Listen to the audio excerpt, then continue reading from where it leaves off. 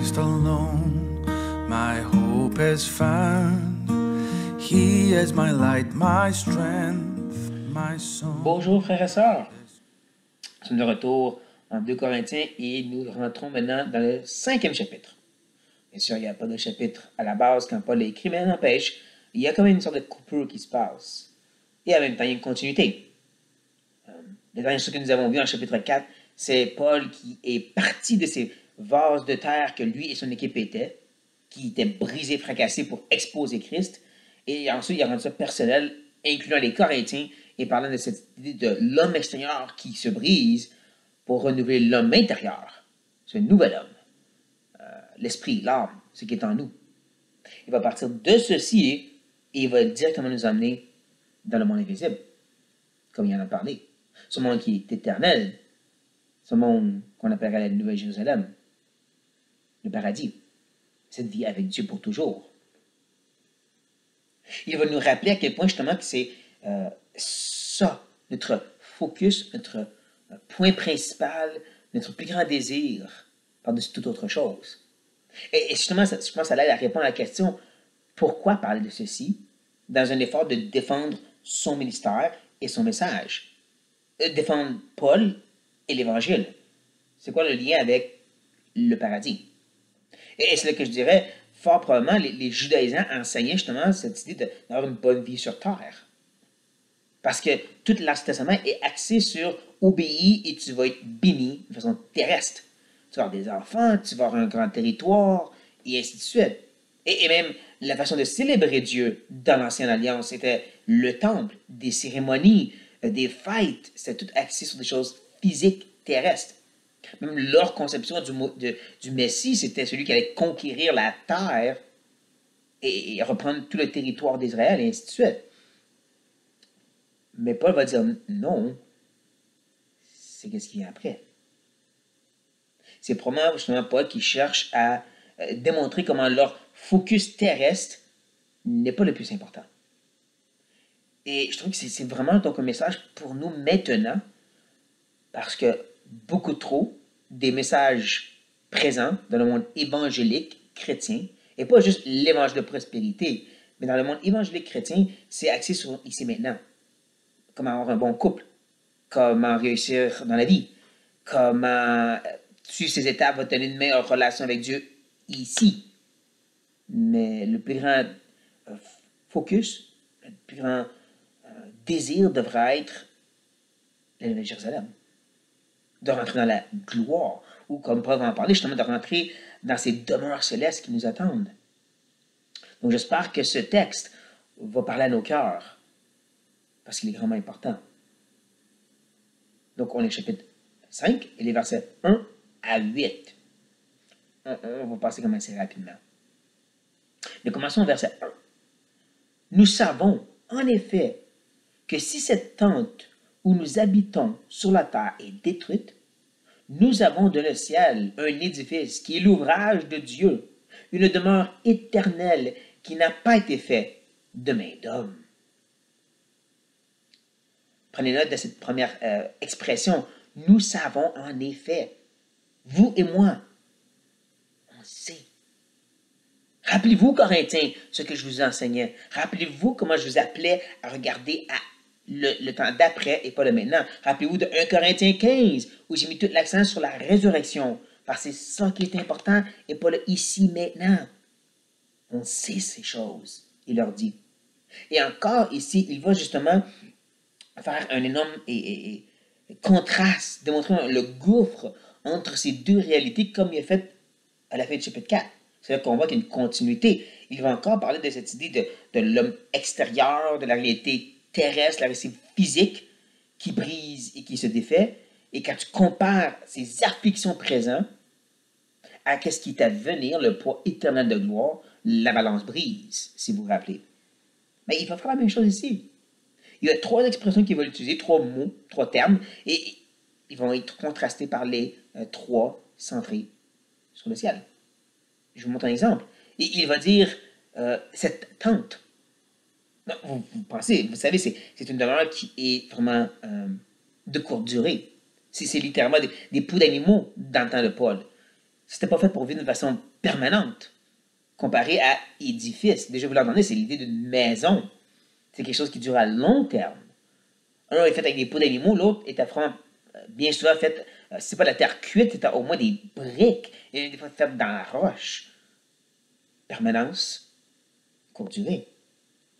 Et on le voit justement quand il parle de justement cette idée d'habiter.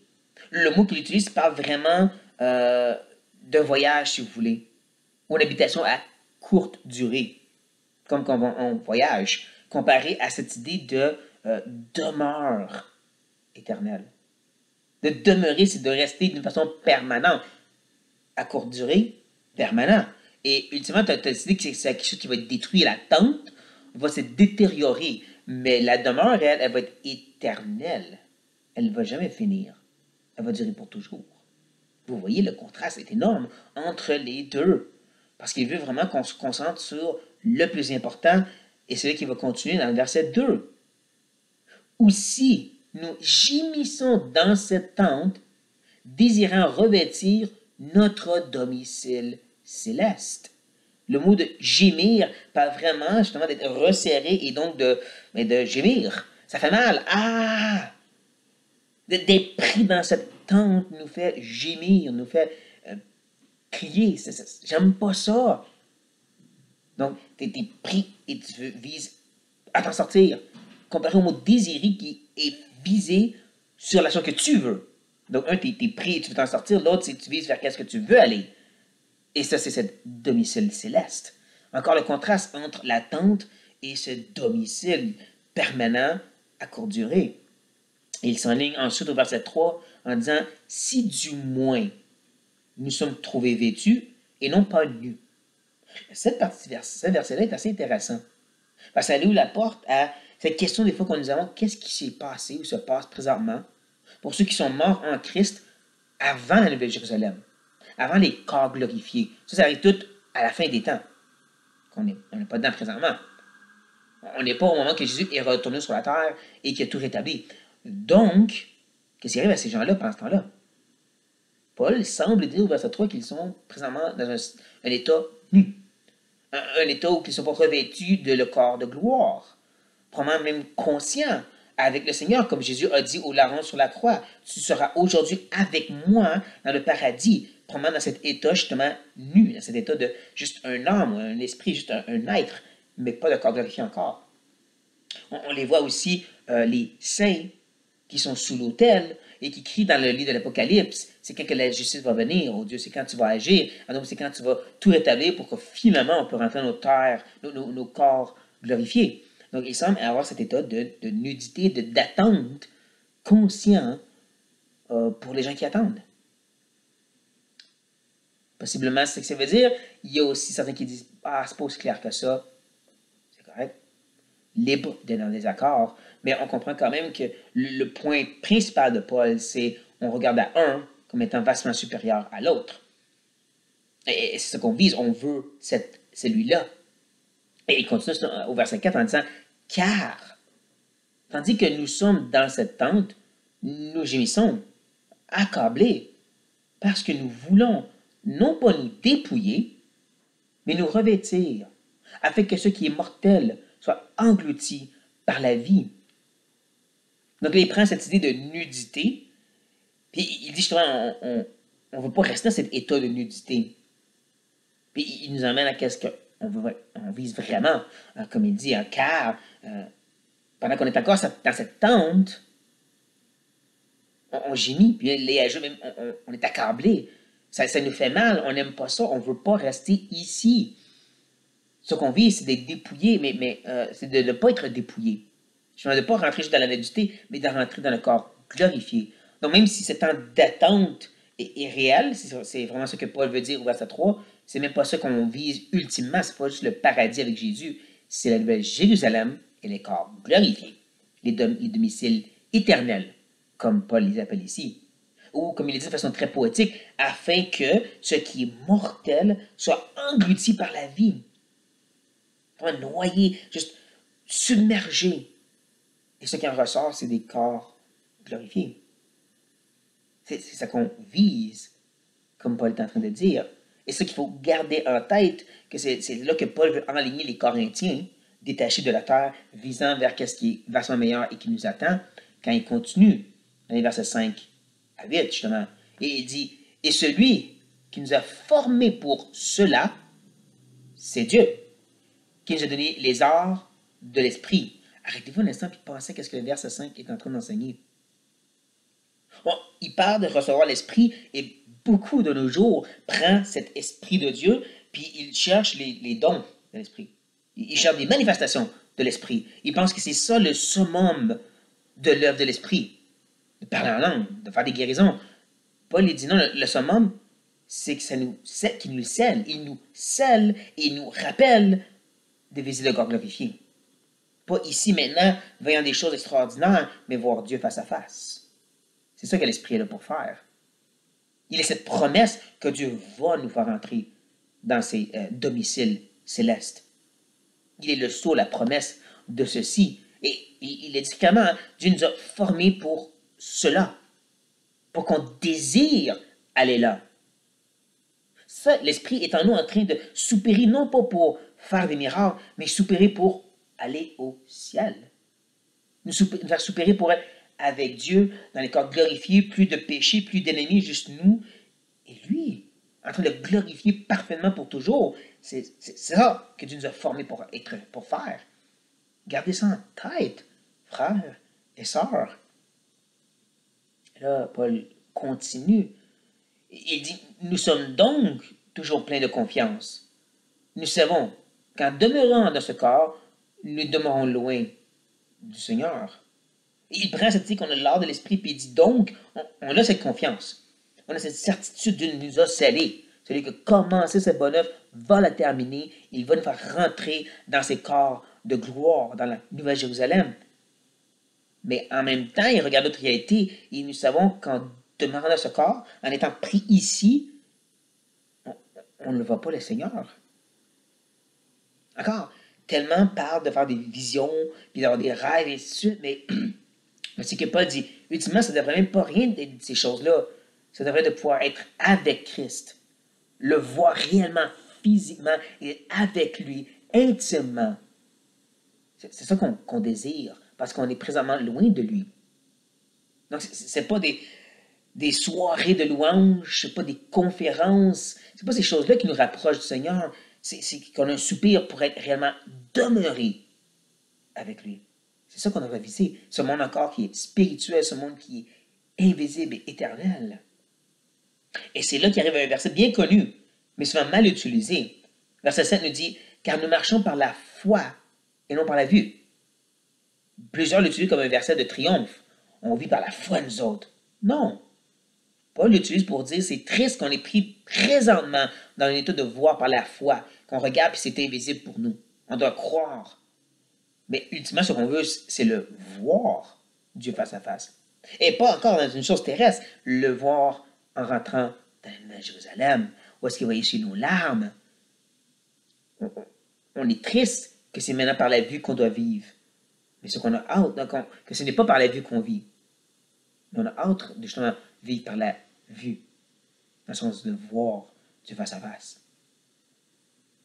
Nous sommes pleins de confiance et nous aimons mieux quitter ce corps et demeurer auprès du Seigneur. Voilà le point d'exclamation de tout ce que Paul essaie de dire ici. Encore, on a cette confiance, il revient à ça, on a la confiance.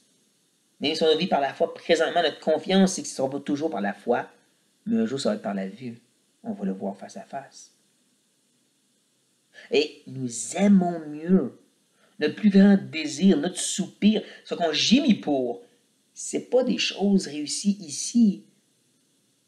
C'est de demeurer avec lui, auprès du Seigneur.